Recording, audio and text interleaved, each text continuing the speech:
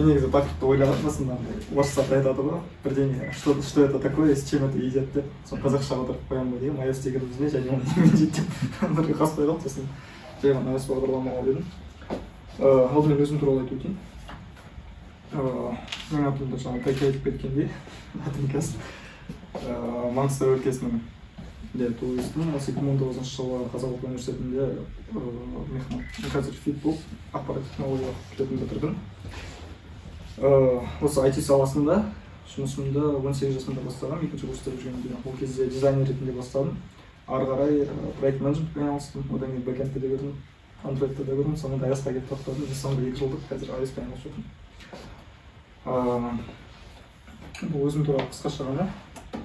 Енді қазіргі бағытым iOS болғаннан кейін жалпы осы бағыт туралы айтып өтпекшімін. Именно нақты бағдарламалау туралы емес, яғни техникалық тұрғыда емес, жалпы халықтың барлығын түсінікті болатындай, себебі бізде ана жақта камерадан көретін адамдар бар, олар көргенде де жалпы iOS-тың не екенін түсінетіндей. Себебі мен өзім жақында демалыс алып ауылыма барып қайтқанмын, сол жақта бәрі сәйкесінше мамандығын сұрайды, кімсің деп, iOS разработчикпін деймін. Ең бір көңілге тиетін сұрақ маған сол кезде болғаны, мобиль соткаға приложение басып бересің бе дейді. Маған обидно болды. Содан кейін деген жоқпын. Халықта тіпті түсінікте жоқ та, тіпті осы сферада жүрген адамдардың өзі көп түсінік. Яғни нақты коммерциялық бағытта жүрген бағдарлама, яғни разработчик болмаса, оған түсінікпейді. Жалпы Apple немесе оны және оны қалай жеңіз дейді, яғни мана тақырыпты бірдеңе кірсін. Бұл жерде неге именно неге нақты Apple, неге негізі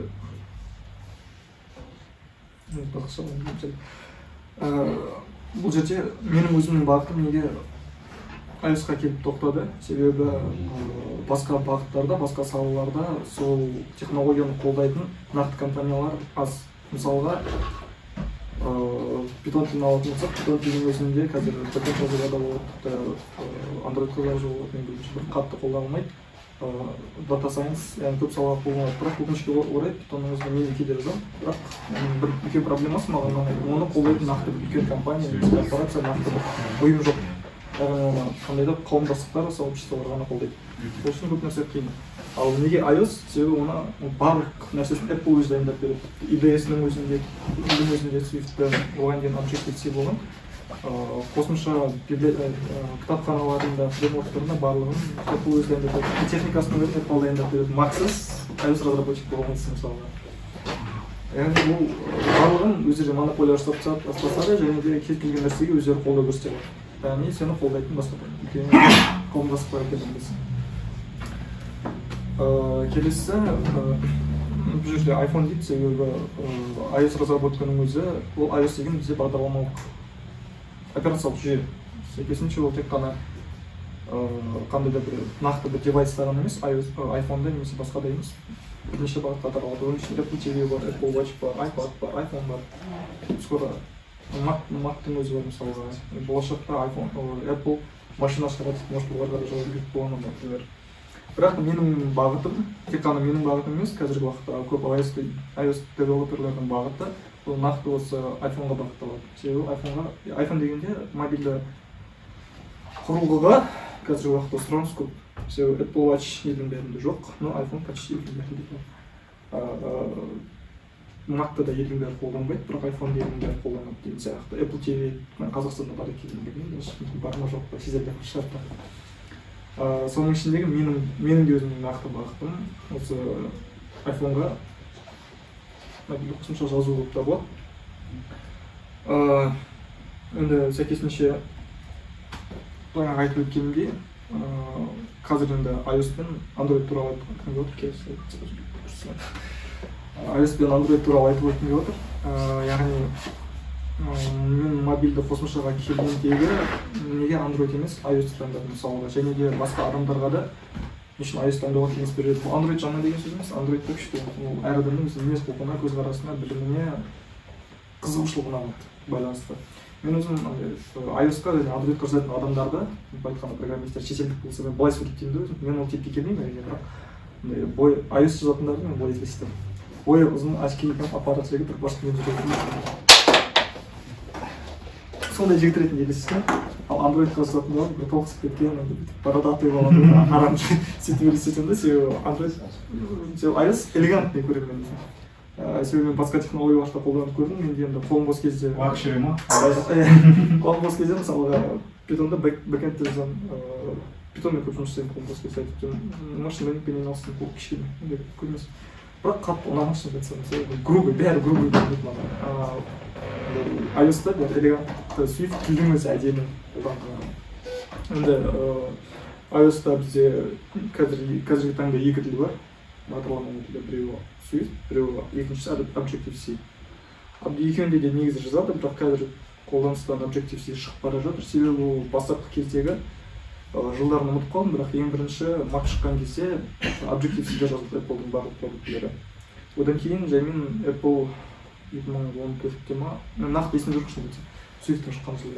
Кейін Swift шықты, қазір Swift-тің 5-ші версиясы 6 әлі шықпады, 6-ның соңғы жоқ шықты.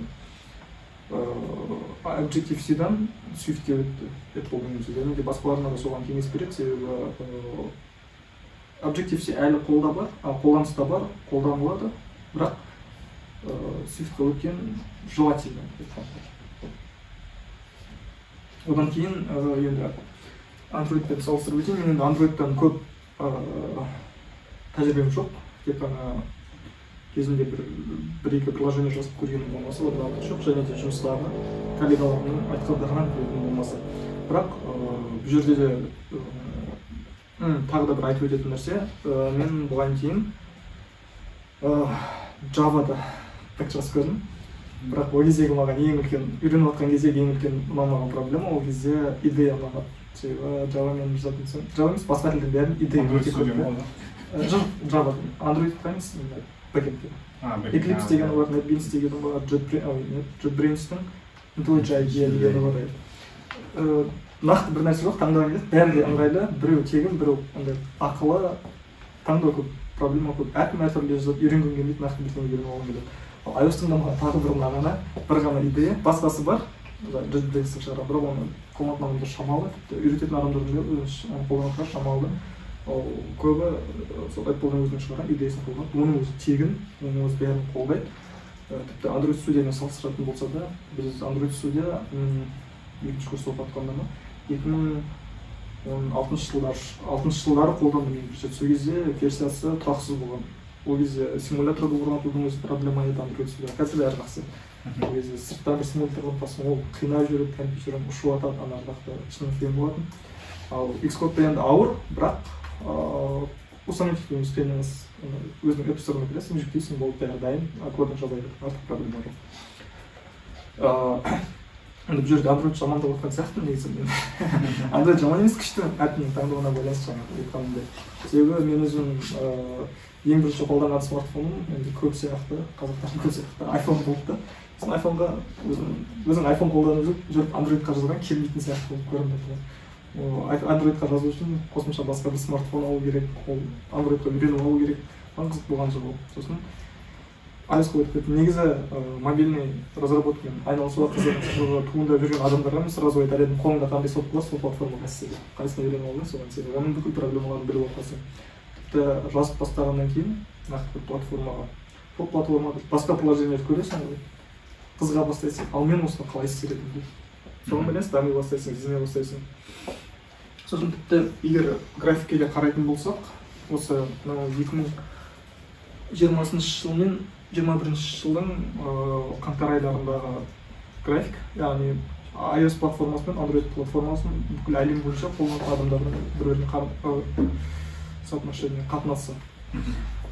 Мына жақта көріп отырсақ, шамамен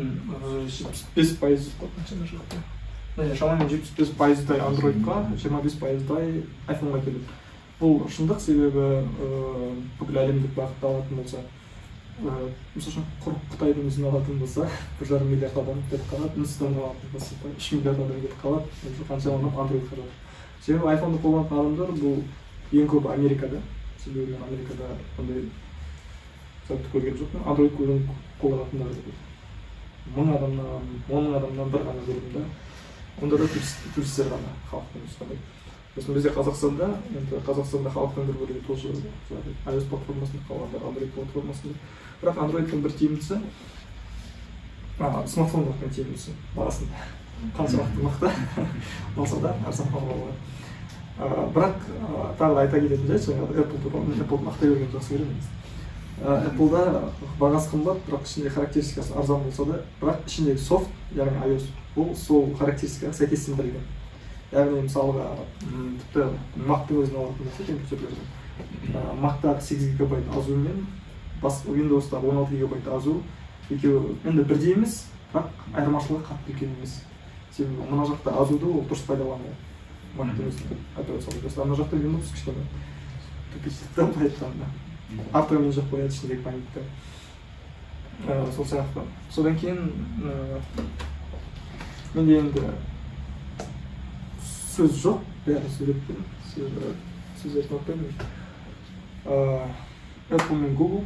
Неге Apple мен Google? Себебі iOS-тың негізін шығарған Apple, ал Android-тың негізін шығарған Google. Бұны кейбір адамдар біледі, тіпті Google шығарған. Android-та да үлкен қолдау бар. Google-дің түрінде, бірақ Android-дағы проблема, ол нақты бір девайстарға білгенбеген. Яғни оны шығаратын, телефонды шығаратын кез келген компания Android-пен келісімшартқа отыра береді да, өзіне қолдана береді.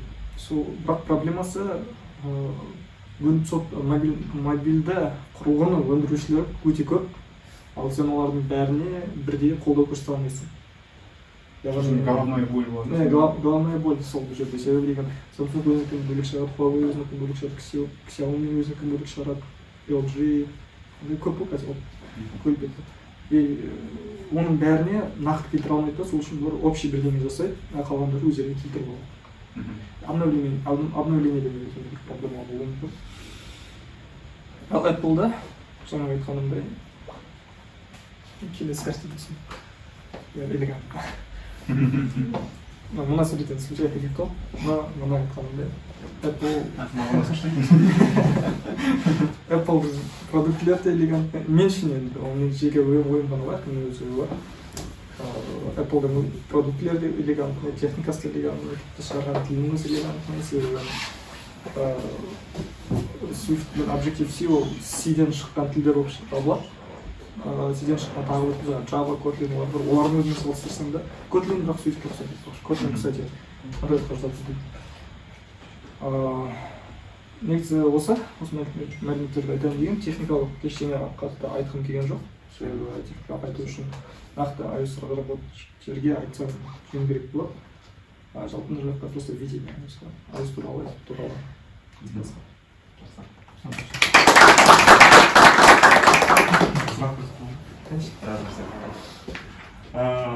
Өзіңіз білетіндей, осы 2026 жылы MacBook-тарда новый процессор жатыр, M1, менің естіген бойынша ол M1 процессоры ол нені поддерживает деп естідім. iOS приложениялар. Сол рас па, енді iOS разработчиктерге тек қана сол iPhone-ның жаңағы экранына, iPhone-ның құрылғысында ғана емес, macOS-қа да арнайы приложение жазу керек бола ма деген сұрақ. Әдем зат. Как раз осы N1 туралы айтайын деп өткен, Apple-ды мақтай бердім. Осыған дейін Apple Intel-мен жұмыс жасап, Intel-дің процессорларын қоятын.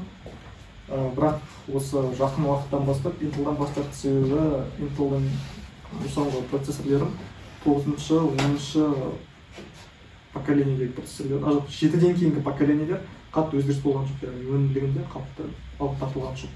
Ал Apple Intel-дан сатып алады да процессор, олар өздері қосып, дамытып, өздері шығарады.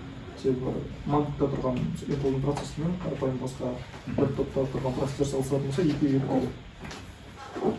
Сосын жақын уақытта олар M1-ді шығаратын болып, M1 деген M1, жақында M2 немесе MX-те шығарса мүмкін білмеймін. Ол MacBook-тың екі салыстырғанда бар, тіпті MacBook Air, бұл айтқанда ең сол линейкадағы ең әлсіз MacBook қой негізі. Әлсіз болып табылады, бірақ қарапайым жұмыстарға. Сол жерде M1 процессордегі MacBook Air мен соның алдындағы Intel Core i9 16 азу MacBook нормальный 16 дюймді болады. соны екеуін салыстырып MacBook Air 2 есе тез болды. Аның Air ең әлсізі, ананың линейканы айтқанда ең мықтысынан 2 есе тез M1-дің өзі. Жаңағыдай поддержкаға келетін болсақ, дәл қазіргі уақытта ондай нәрсе жоқ. Нақты қандай да платформаны қолдайды, қандай да платформаны қолдамайды деген себебі оның M1-ның M1-дің архитектурасы ARM-ді кезінде Windows-та шығарған негізі, бірақ Windows-ты өтпей қалды. Приложение құлай беретін болып, шала болып айтқанда. Сол үшін олар қатты танымал болмай қалды. Одан кейін олар қайтадан сөйтіп имплемент жасай берді Windows. Қазіргі уақытта Apple өздерінің негізгі өзінің нативті приложениелерін, macOS-тің өзінің операциялық жүйе бәрін M1-ге келтірді. Енді басқа сырттағы разработчиктер, мысалы үшін тіпті Photoshop-тың өзі өздерінің приложениелерінің архитектурасын сол ARM-ге келтіріп жатыр. Бірақ архитектурасын келтірмеген күннің өзінде қазір бәрі жақсы жасайды M1-де. Яғни бұл жерде де нақты бір платформаға бағытталып қалған, чекіп қалған нәрсе жоқ. M1-де дәл сондай. Қазіргі уақытта компьютерлер, лэптоптар сияқты болады. Бірақ тез машина болады. Бірақ дәл қазіргі уақытта өтпей қойған дұрыс. Себебі адамдар көру керек, тестілеу керек, почташылары керек айтқаныңыздың приложениесін. Осы жылдың ортасы аяғынан бастап көшірілсе тез болады. Яғни тек қана iOS-қа бағытталған емес, келгізген разработчикпен негізінен iOS-ты кеңес iOS-ты MacBook-қа кеңес береді негізі. Өте ыңғайлы. Ғашық болып қаласың, бір 2 апта 3 апта қолданғаннан кейін басқа компьютер қолданғың келмей қалады, қолың үйренбей қалады, көзің үйренбей қалады. Негізі MacBook-қа өткен дұрыс еді. Мен тағы сұраққа. Жалпы қазір жаңа технологиялар шығып жатыр ғой. Қазір мысалы сіз айтып отырсыз, нативпен жазасыз, натив бағдарламалаушы iOS-қа. Яғни сіз тек қана iOS-қа Swift-пен жазасыз. Ал енді қазір жаңа технологиялар шығып жатыр, Flutter деген. Ол жаңағы кросс-платформалы мобильді қосымшалар жасайды. Яғни бір код жазады, Android-қа да, iOS-қа да кете беретін. Жалпы сол технология бойынша неге оған болашақта сол соған бәрі өте ме, әлде осы натив бәрі қала ма? Күшті керемет сұрақ. Мен енді кросс-платформаға жазып көрмедім, бірақ шығып қарағаным бар, соған байланысты айта аламын. Таныс жігіттерде бар жазып берген, бірақ мысалға Flutter'ның өзі шыққанына 2018-де шықты, қазір 2 жыл, 2 жылдан асты, скоро 3 жыл болады. Болады, болмайды емес. Қандай да бір бағдарламалардың бөлігі, приложениелердің бөлігі сол жақта өтеді. Себебі бұл жақта егер қандай да бір стартап проект болса, шығару тез болады, ресурсты аз қажет етеді, яғни стартап үшін бұл әдемі. Ал егер бұл қандай да бір үлкен приложение болатын болса, мысалы үшін бұл қандай да банктік немесе Яндекс сияқты корпорациялардың приложениесі болса, нативті түрде жазған міндетті емес. Міндетті себебі манағы айтқанымдай Apple нативтінің өзін iOS-қа нативный приложение жазудың өзін Apple-дің өзі қолдайды толықтай. Яғни сен қорықпайсың, жерде бір күні поддержкасы тоқтап қала ма, немесе Swift-тің жаңа версиясы шықпай қала ма, немесе IDE обновление болмай қала ма, деген ешқандай қорқыныш жоқ. Поддержка всегда болады. Яғни Apple-ның өзі бар кезде сен де жұмыссыз қалмайсың, жасап отқан приложениеңде жасап тұра беретін болады. Ал нативті қосымшалар, нативті кросс-платформа жазатын технологиялар, мысалы үшін Flutter бар, мен Flutter'дың кімге қолдап жатқан шынымен білмеймін. Оны Google-дың өзі қолдап отыр, кажется. Если Google-дың өзі болса, то сенуге болады әрине. Одан бөлек React Native деген де бар, мысалға, оны Facebook қолдайды. Бірақ ол технологиялар дамыған, бірақ оны кросс-платформаға жазатын күнде былай айтқанда жаңасы шығып жақында бір Rust деген технология да шықты, оны бірақ зерттелген. Былай айтқанда ондай технология тез шығып жатыр да. Сен нақты тұрақты қолданесың аяқта. Яғни Flutter'ға қазір спрос бар, бірақ 2 жылдан кейін спрос болмайды деген сияқты. iOS, Android оларға спрос әрқашан болады. Бұл технология бар десе. Оның үстіне олар жас енді болып келе жатыр, қауіптастығы да енді болып келе жатыр. Тіпті өзіңде шыққан бір проблеманың шешімін таппай қалуы мүмкін, просто таппай қалуы мүмкін. Ал нативті жазатын болсаң, сен міндетті түрде табылсың. Тіпті интернеттен таппасың да, қасыңдағы адамдардан табылсың. Нақты бір адам нұсқауға болады.